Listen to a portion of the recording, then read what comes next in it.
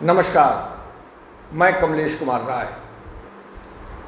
भारत देश में कोरोना बीमारी की विस्फोटक त्रासदी की स्थिति के बावजूद यहाँ पर कुछ सिरफिरे और बड़बोलेपन लोगों की हरकतों से देश का आम आदमी सकते में है। इन लोगों के प्रयास से जहां एक तरफ समाज में जहर घोलने का काम किया जा रहा है, वहीं समाज को तोड़ने का प्रयास भी इनके द्वारा जारी है। तबलीगी जमात के व्यवहार को सभी द्वारा नकारा गया, उसकी आलोचना हुई। मीडिया ने आवश्यकता से ज्यादा ही कुछ इस पर अपनी राय व्यक्त की गई। बावजूद इसके लोग इससे सबक लेने की बजाय बड़बोलेपन में देश को और ज्यादा विस्फोटक बनाने का प्रयास किया जा रहा है। सत्ता पक्ष से जुड़े देवरिया के विधायक सुरेश तिवारी द्वारा जिस ढंग से अल्पसंख्यक समाज के लोगों से सब्जी खरीदने की मनाही की अपील की गई, वह एक अफसोसनाक और निश्चित रूप से निंदनीय उनकी कार्यशैली और आचरण रहा है।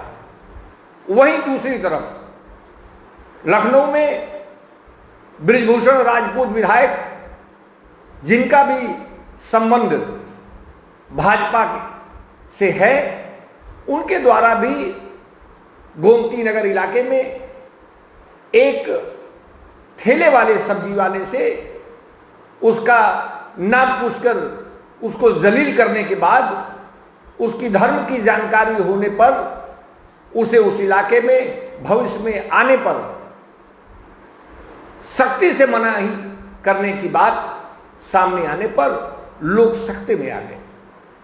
ऐसा लगता है कि सत्ता पक्ष के यह विधायक प्रधानमंत्री नरेंद्र मोदी की इस बात से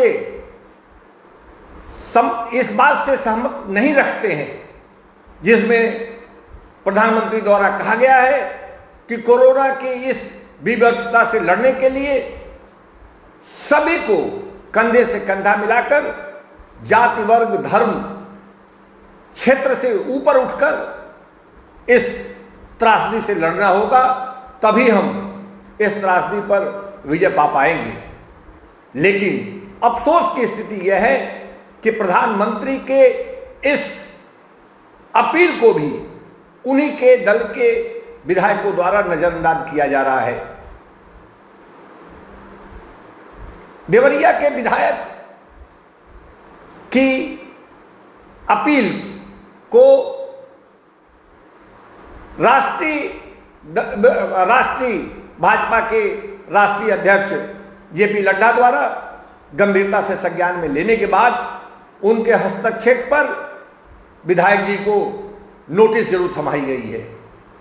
वहीं दूसरी तरफ उससे सबक लेने, कुछ सीखने की बजाय उसके अगले दिन ही बृजभूषण राजपूत ने जो कुछ भी लखनऊ में किया वह निंदनीय है और इससे आम आदमी को इससे तकलीफ पहुंची है। क्योंकि इन सब स्थितियों से, जिसमें जब आप विधायक जैसे महत्वपूर्ण आप प्रतिनिधि हमारे हैं, आप जनता के एक महत्वपूर्ण प्रतिनिधि के रूप में आपकी पहचान होती है, और आप जब इस तरीके का भेदभाव कर सार्वजनिक रूप से इस तरीके की बात करेंगे तो निश्चित रूप से यह एक समाज को बांटने की स्थिति जरूर होगी।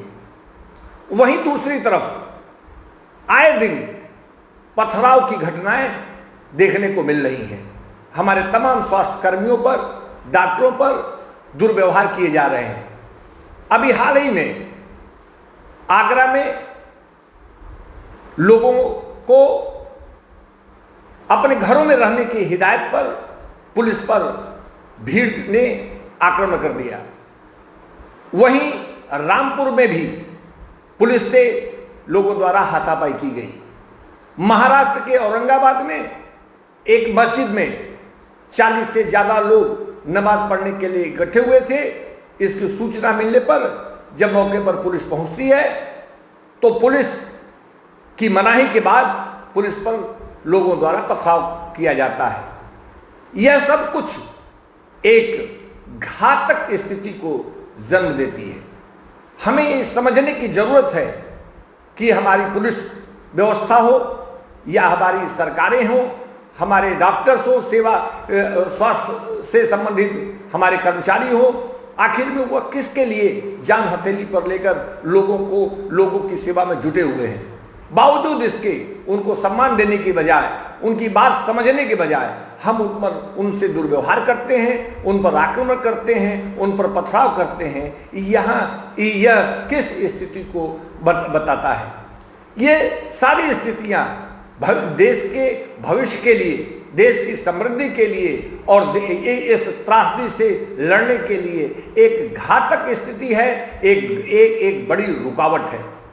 पिछले दिनों हमने ये भी देखा है कि चाहे वो देश का कोई कोना हो, हर कोने में लोगों को इस बात के लिए संबंधित प्रशासन द्वारा इस बात के लिए तैयार किया गया, इस बात के लिए लोगों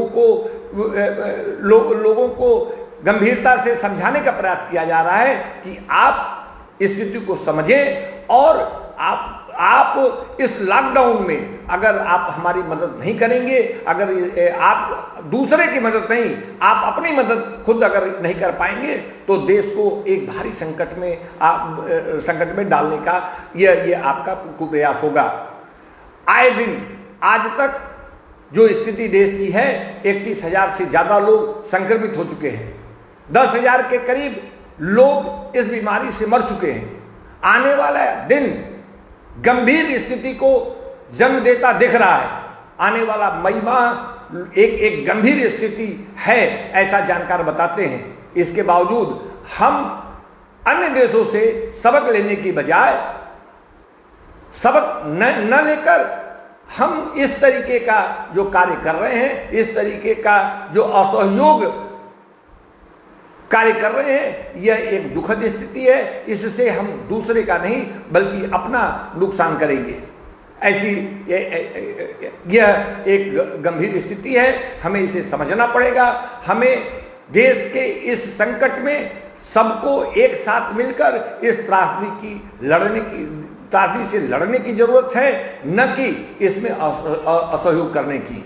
इसको हमको गंभीरता से लेने की आवश्यकता है, तभी हम देश के इस त्रासदी से निपटने में मददगार साबित हो सकते हैं। अन्यथा आने वाला दिन हमारे लिए एक विभत्सकारी स्थिति को जन्म देगी और जिससे निकल पाना लगभग नामुमकिन हो जाएगा। उपभोक्ता मंच के लिए आज बस इतना ही।